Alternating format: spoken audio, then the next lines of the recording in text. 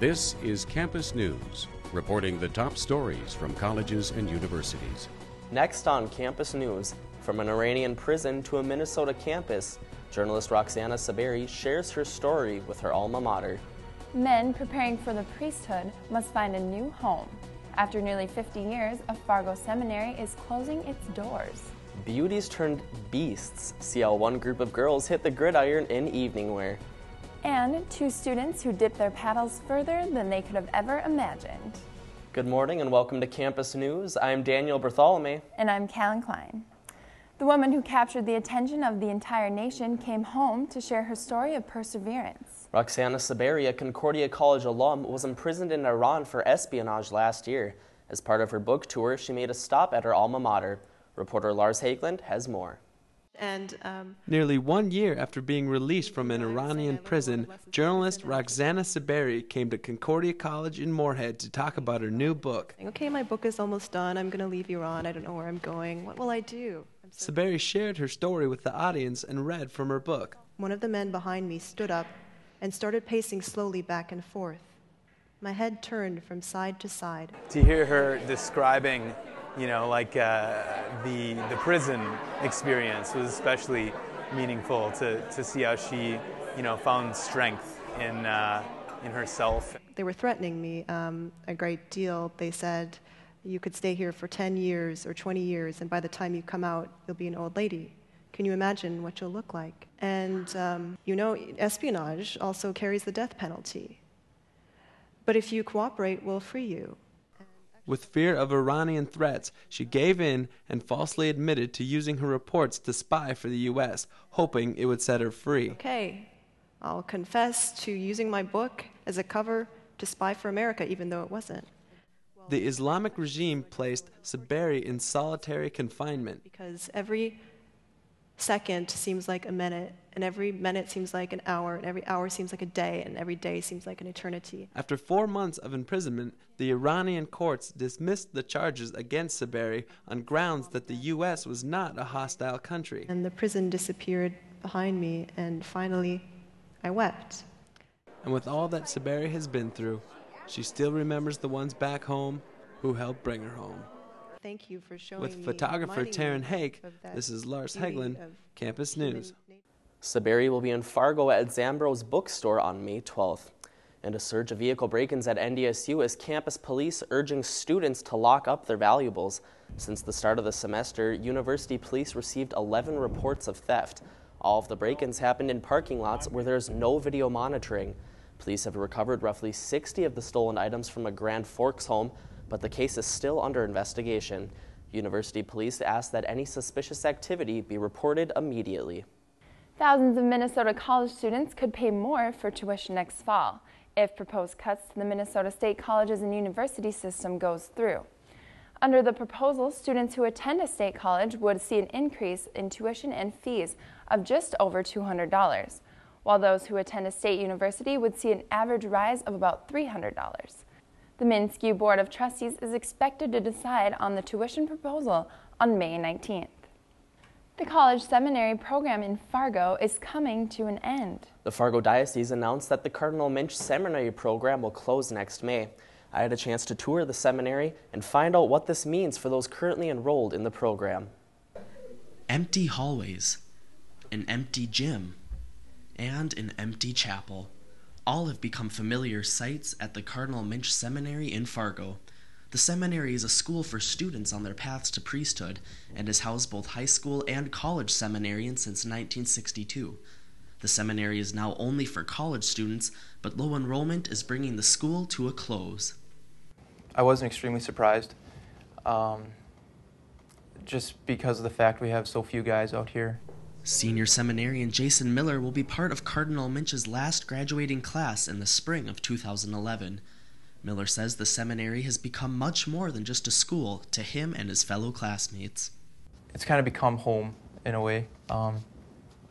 It's where I kind of feel comfortable at this point in my life. This year there are only 10 seminarians at Cardinal Minch, 3 of which will graduate this spring, leaving just 7 students for next year. With the low enrollment comes high costs, $115,000 a year for each seminarian. unfortunately having to spend too much for too few. And so to use our funds better, and donors' intention is that we use those funds with a principle of good stewardship. And although the seminarians are sad to see their home away from home come to a close, Monsignor Schlesselman says he has faith in the future. Real testimony to the faith of the people of this region and their commitment to following Christ. And that's something to be very grateful for. And I think as we look back, we can thank God for all of that and hope that in the future He'll accomplish even greater things as we go forward. Although the program is ending, the diocese does not currently plan to close or sell the seminary facilities, which could be put to another use. While students are working to make good marks, some say colleges in Fargo-Moorhead are failing to make the grade when it comes to costs. Each year, the National Center for Public Policy and Higher Education evaluates the affordability of colleges around the country based on average household income. The survey gives out letter grades to each state, and according to the report, most colleges are too expensive. In 2009, the only state that passed was California. It received a C. With so many states not making the grade, students are stuck trying to figure out how to pay high tuition rates. Straight up cash.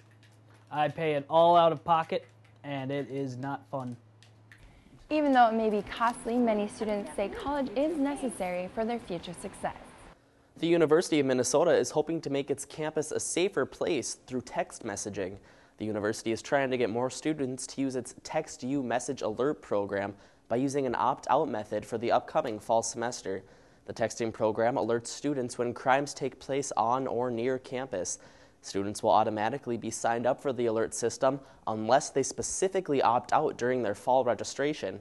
The U of M hopes the opt-out method will double the number of students participating in the Text You program. The Department of Emergency at the university thinks recent crime on campus might be why the opt-out strategy is being used. Dental students at Minnesota State Community and Technical College are spending their time doing more than just learning about their profession. Reporter Ross Peterson tells us it's also about helping those in the community. At MSCTC, dental hygiene students are working hard in your not too typical classroom. But just like any other classroom, these students are excited to go out into their profession. This is my second year in the program.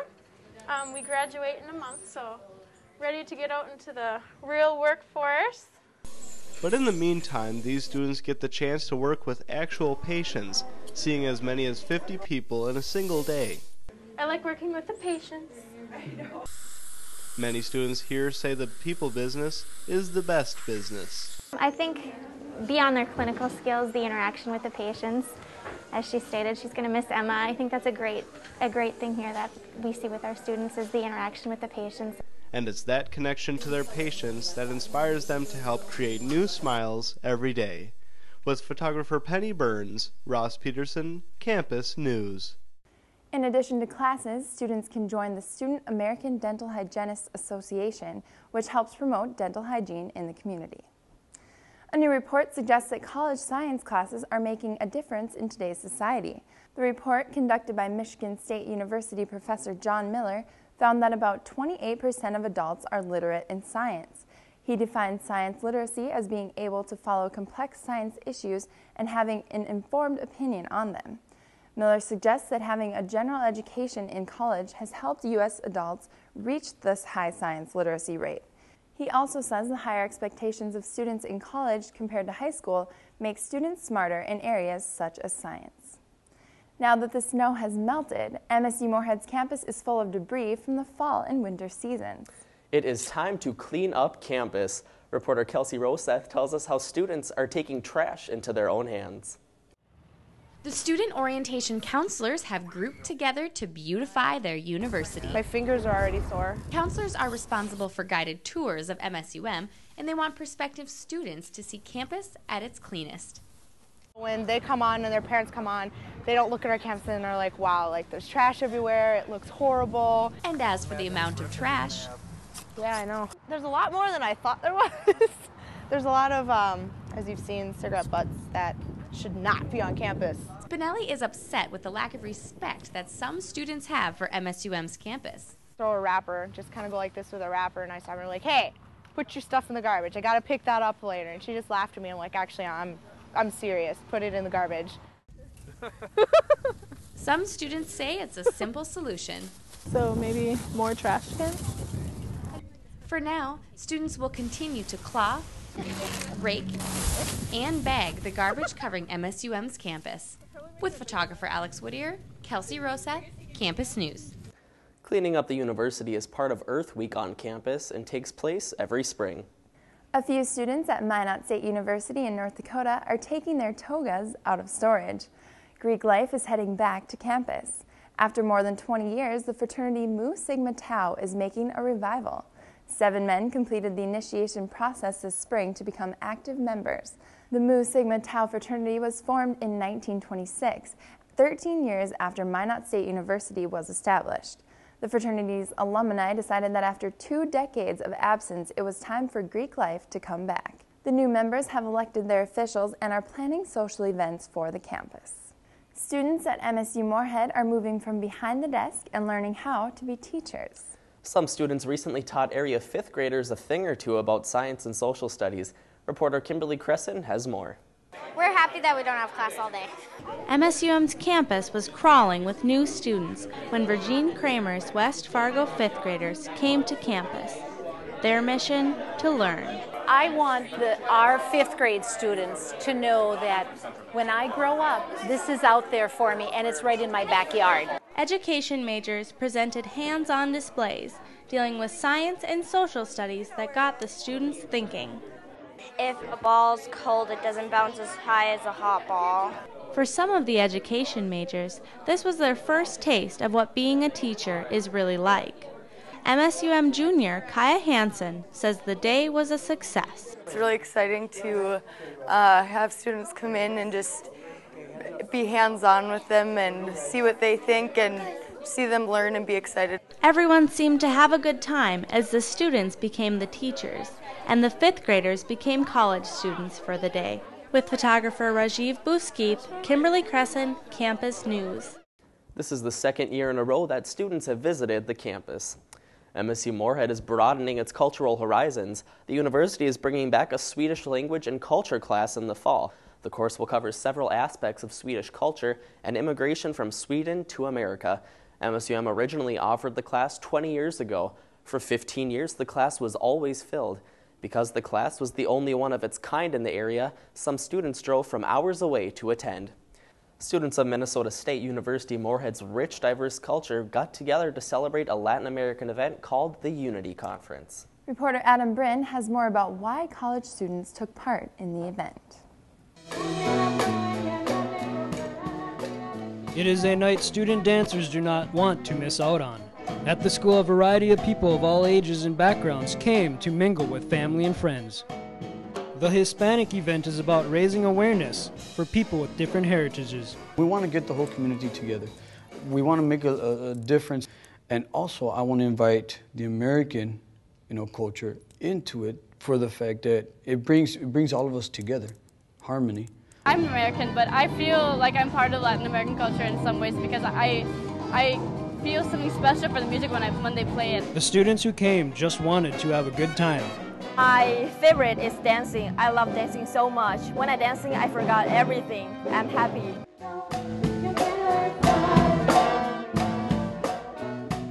Yin says she has a great respect for the Latin American culture.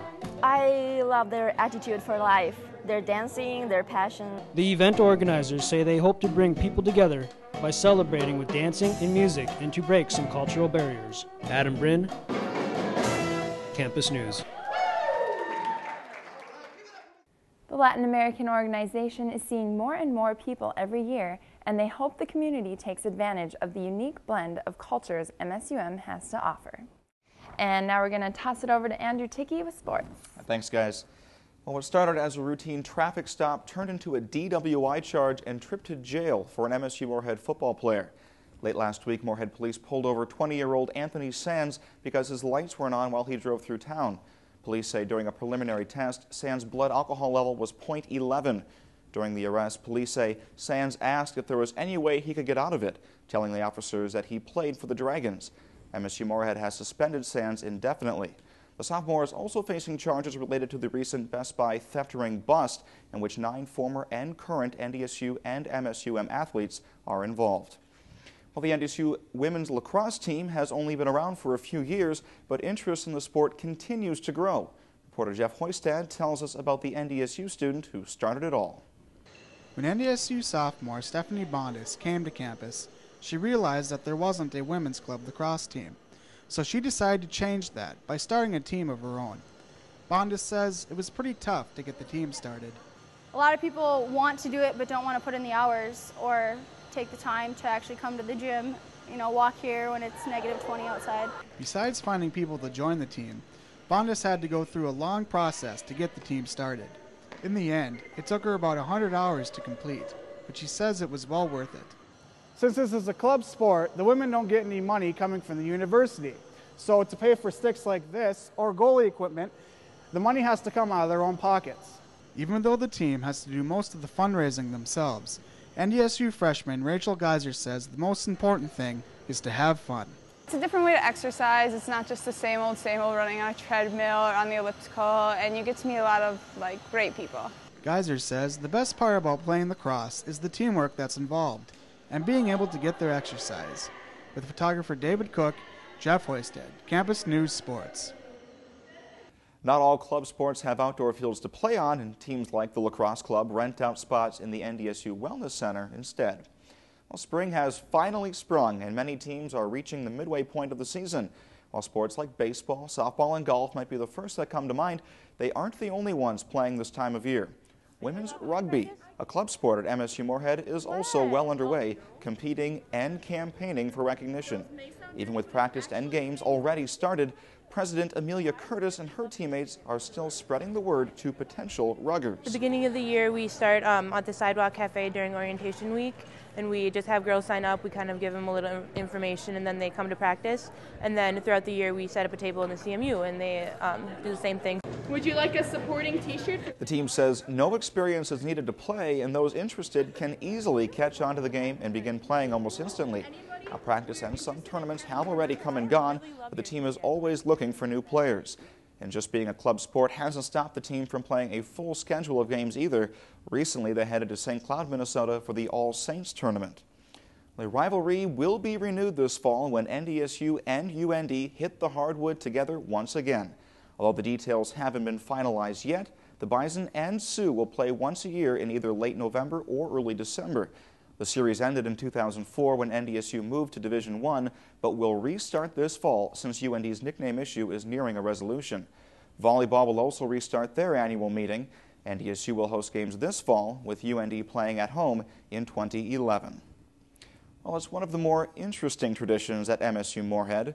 Women in prom dresses getting grass stains. Reporter Callan Klein explains. These women aren't waiting for their prom dates. They are here for a rough, hardcore game of rugby. It's the Royal Pitch Tournament, better known as the Prom Dress Tournament. Rugby first-timers had a blast and said it wasn't that violent. It's a good advertising tactic, like trying to get girls to come out for rugby. We explain to them what prom dress is, and then they're not as scared. We like to have fun, not beat girls to the ground. Engage! The team buys their dresses at local thrift stores. One girl even wore her mom's wedding dress. But the ladies weren't the only ones who dressed up for the occasion. Despite the good-looking boys, Frith says the girls still stole the show. I think overall the girls were more creative because we had some of the 80s looks, but mine had shoulder pads, which is always a plus. On this day, the rough and tough game of rugby will be remembered with laughs and memories. I didn't get mad at anyone, which is lucky for them. Callan Klein, Campus News. The annual event at MSUM brings in rugby players from across the region, including NDSU, Concordia College, and UND. And Callan, you reported on that event. Any temptation to get in a dress and hit some people? You know, I grew up with all brothers, so I would be all for it. I don't know, would you guys suit up as well? Not a chance. No? Thanks, Andrew. Secondhand clothing took center stage as part of Earth Week celebration at Concordia College. More than 100 students turned out in support of area thrift stores. Reporter Zach Vavrika takes us to the catwalk. At Concordia College's Knutson Center, students strutted, strummed, and sang to raise awareness that students can be fashionable without surrendering their whole bankroll. With sponsors from their favorite local thrift stores, students showed off what styles the secondhand stores can offer. The Concordia student group Social Justice organized this sustainable fashion show to raise awareness about secondhand clothing and help out the Dakota Boys and Girls Ranch. With previous years having the flood interfere, student leaders said with 3 years in the making, the show turned out great. People seemed really responsive to the student musicians and to the fashion. Everybody loved all the thrift store clothing. And I think the biggest thing for me was that when you heard the audience kind of give that like inhalation of surprise, saying like, oh, you got that at a thrift store? That's really cute. Everyone likes to shop. Most people like to shop. I don't, but most people like to shop, and people are pretty materialistic. And so this is a way that you can kind of combine that and be a little socially aware. With their hard work complete, the two leaders say this isn't the last time the catwalk will make an appearance at Concordia. With photographer Callan Klein, Zach Vavrika, Campus News. Audience members were encouraged to donate $2 or used clothing to the Dakota Boys and Girls Ranch. And across the river, NDSU students had a fashion show of their own for a good cause. Volunteer models got a free makeover with new hairstyles and clothes to show off that were donated by local vendors. Well, I just saw the sign for free haircut, and I was like, I need a free haircut and color because I don't have money and I'm poor. So I was like, I'm gonna go. Two girls cut off their hair and donated it to the Locks of Love Foundation, which makes wigs for cancer patients.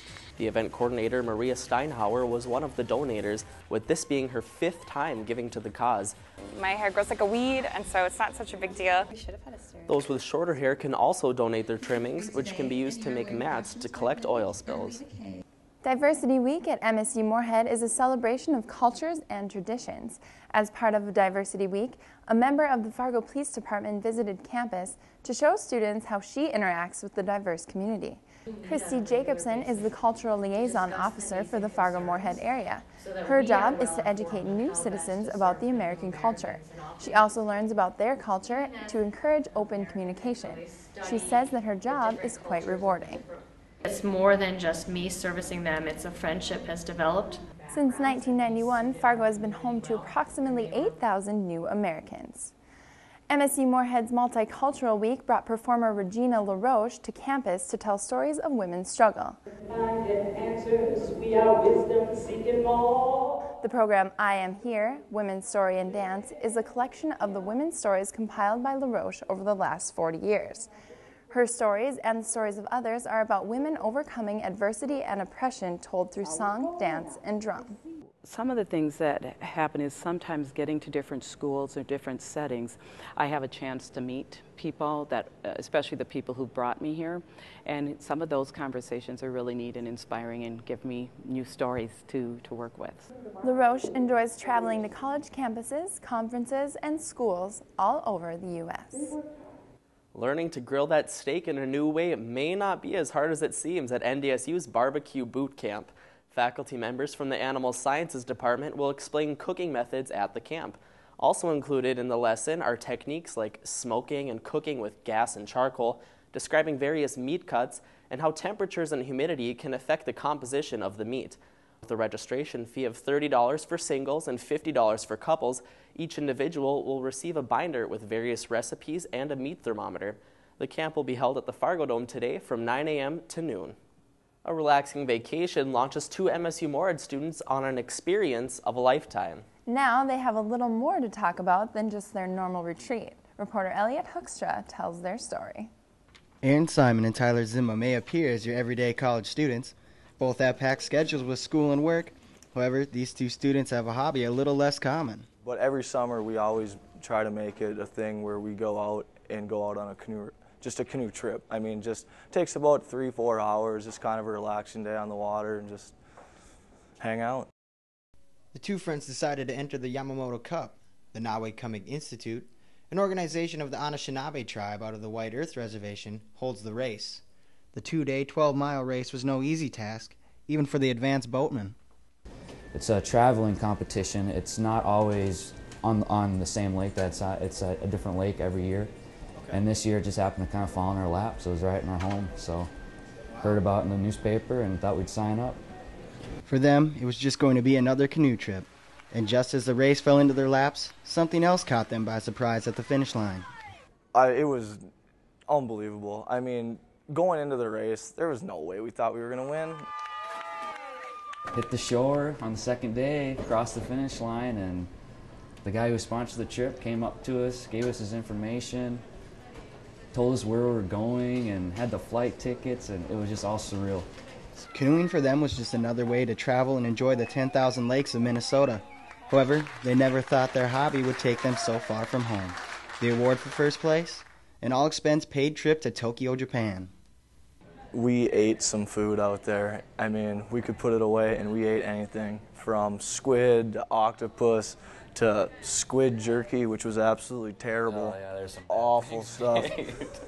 So even though Aaron Simon and Tyler Zimmer are typical college students, they now have an unusual story that even they are surprised to tell. With photographer Dave Dybel, Elliot Hookstra, Campus News. The two friends will be handing down their title this summer during the 2010 Yamamoto Cup. The location of the race has not yet been determined. And that's it for this edition of Campus News. We leave you with an international dance performance. Have a great week, everybody.